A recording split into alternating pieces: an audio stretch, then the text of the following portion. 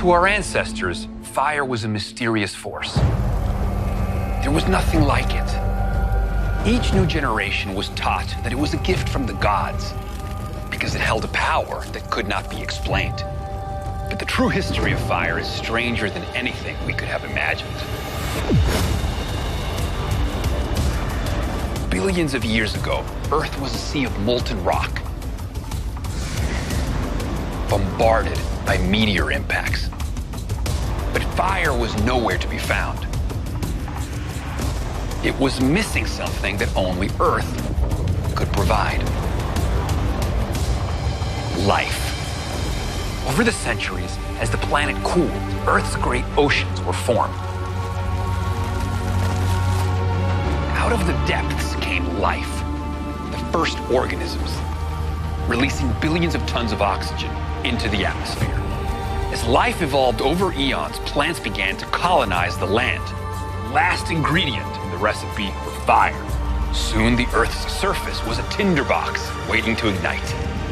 The crack of thunder and lightning would light the spark. The age of fire had begun. For 400 million years, fire swept over the planet. Life on Earth was forced to contend with the monster it had created.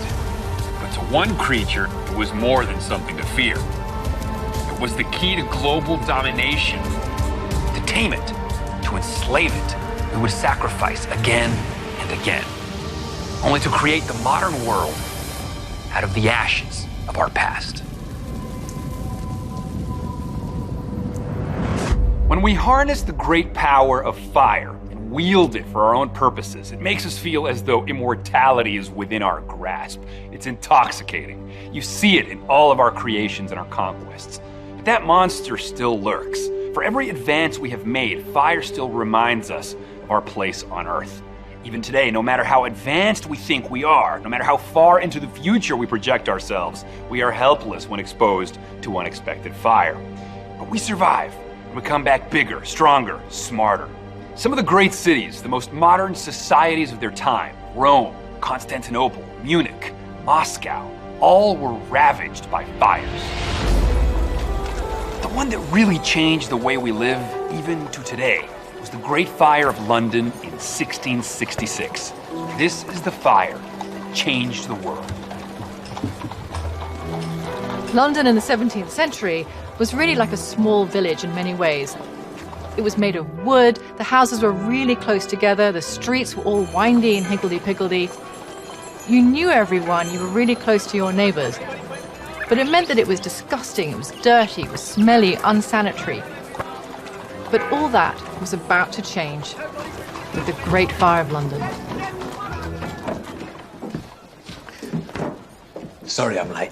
No, you're just in time. Yeah. Hi, darling. For your last night living under this roof. I've got something for you.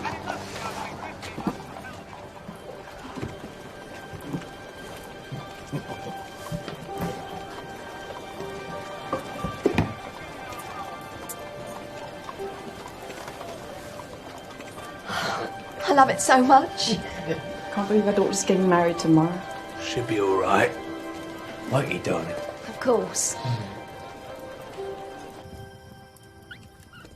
Tens of thousands of families in London lived very much like this, in wooden homes, one on top of the other, with open flames to keep them warm.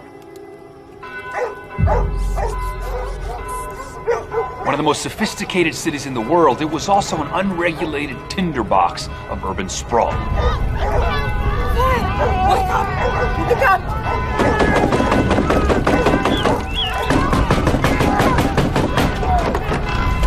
The bakery's on fire, and it's spreading. Fast! We've got to run. Grab everything you can.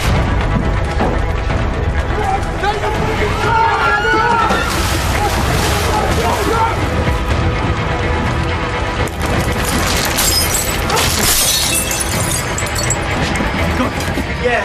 Follow me!